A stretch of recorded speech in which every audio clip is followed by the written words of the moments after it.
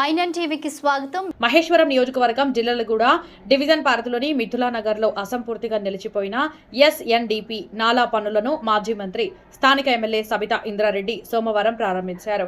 నిలిచిపోయిన పనులను తిరిగి ప్రారంభించి యుద్ధ ప్రాతిపదికన పూర్తి చేయాలని ఆమె అధికారులను ఆదేశించారు.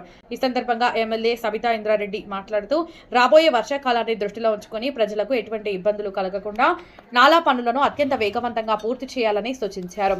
పనుల విషయంలో ఎక్కడ అలసత్వం ప్రదర్శించవద్దని, నాణ్యతా ప్రమాణాలు పాటించాలని అధికారులకు స్పష్టం చేశారు. ముంపు ప్రాంతాల ప్రజలకు శాశ్వత పరిష్కారం చూపడమే తమ లక్ష్యమని ఆమె పేర్కొన్నారు.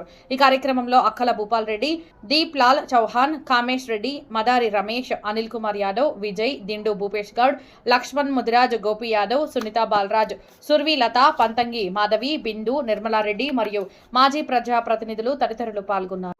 అందరికీ నమస్కారం.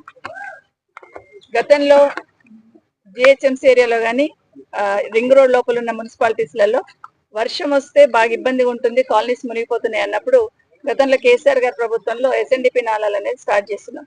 మన దగ్గర చెరువుకు లింక్ తీసుకోవాలనే ఉద్దేశంతో ఆ రోజు స్టార్ట్ చేసిన వర్క్. అందులో ప్రధానంగా మిథిలానగర్ పేరు తీసుకుని కేసీఆర్ గారు ఆ రోజు డిస్కషన్ పెట్టారు కేబినెట్ లో.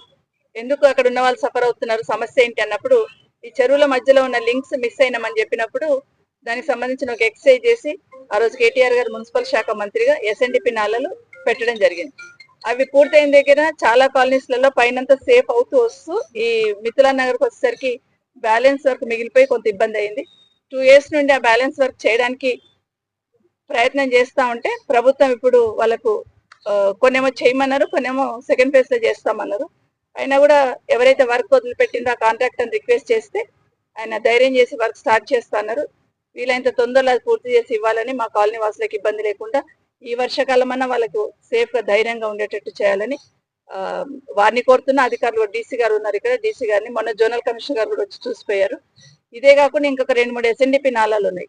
వాటన్నిటిని పూర్తి చేయగలిగితే బడంపేట కానీ, జల్పల్లి కానీ, మీర్పేట కానీ ఇవన్నీ కూడా గతంలో ఒక 100 కాలనీలైనా మునిగిపోయాయి. ఇప్పుడు ఆ సమస్య లేకుండా పూర్తి చేసుకోవడానికి అవకాశం ఏర్పడుతుంది.